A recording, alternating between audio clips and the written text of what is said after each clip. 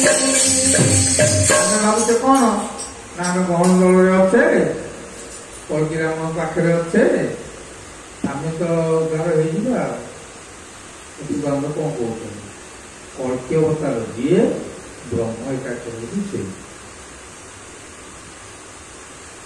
ବ୍ରହ୍ମ ଏକାକ୍ଷର ଯିଏ କଳ୍କୀ ଅବତାର ହେଉଛି ସେ।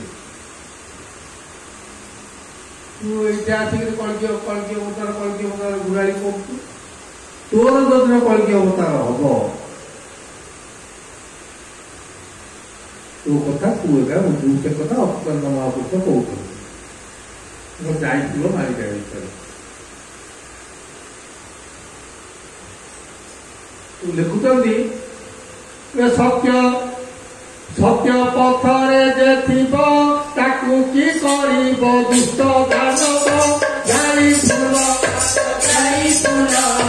ଚାର ସାହା ବାସୁଦେବ, ଯାଇ ଫୁଲ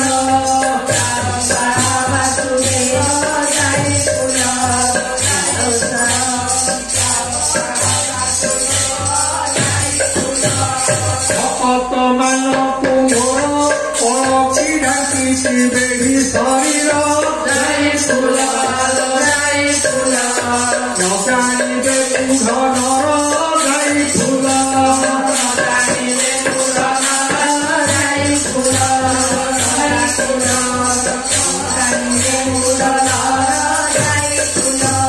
କେବଳ ଯେ ସତ୍ୟା ଗାଡ଼ି ଏମାନଙ୍କୁ ଗୁଳି କାଟିବ ନାହିଁ। ଯାଇ ଫୁଲ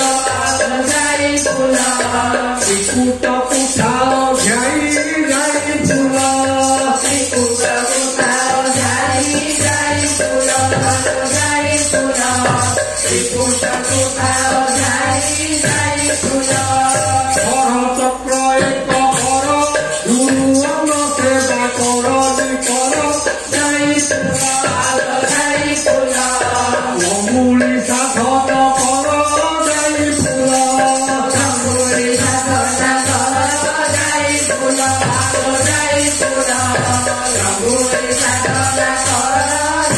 ଫୁଲ ଟିକେ ଅଚ୍ୟୁତି କହଇ କ୍ଷେତ୍ର ହେବା ସର୍ବେ କାଳିଆ ଘାଇ।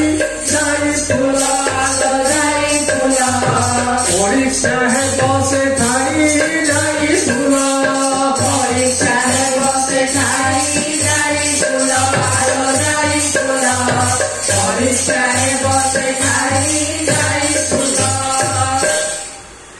ତାର ଅର୍ଥ ସେ କହୁଛନ୍ତି, ଯାହାକୁ କଳ୍କୀ ଅବତାର ବୋଲି କହୁଛନ୍ତି ବ୍ରହ୍ମ ଏକାକ୍ଷର ସ୍ୱରୂପରେ ସକଳ ଘଟରେ ସକଳ ଜୀବ ଜଗତରେ ଭର୍ତ୍ତିକିରି ଅଛି। ତମେ ତାକୁ ନିର୍ଣ୍ଣୟ କରିକି ତାକୁ ଯଦି ଚିହ୍ନିକିରି ଉଦୟ କରିପାରିଲ, ତୁମେ ହେଇଯିବ କଳ୍କୀ ରାମ।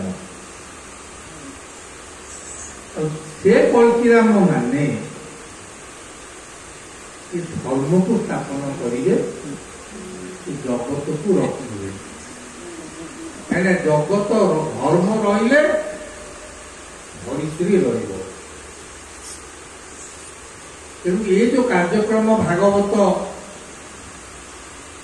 ବ୍ରହ୍ମଧୁନି ଜାଗରଣ, ମହାନାମ ମହାମନ୍ତ୍ର ସଂକୀର୍ତ୍ତନ, ବ୍ରହ୍ମ ଏକାକ୍ଷର ମେଳା, ଗୁଜରୀ ରାହାସ, ସେ ମହାପ୍ରଭୁଙ୍କର କାର୍ଯ୍ୟ।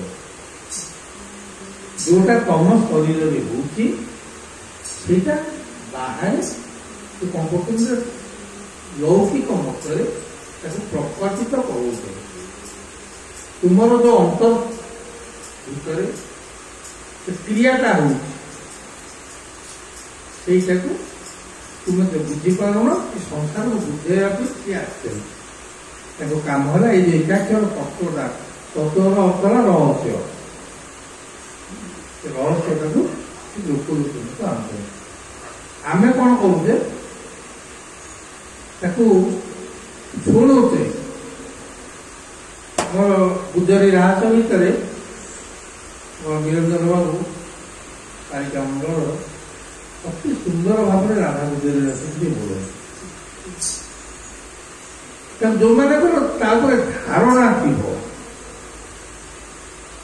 ସେମାନେ କୋଉ କୋଣେ କୋଉ ବାଡେ କୋଉ ମେଳା ଅଛି, କୋଉ ଦୂରରେ तो शुणिकी कौन होती है जहाँ पद डाकुव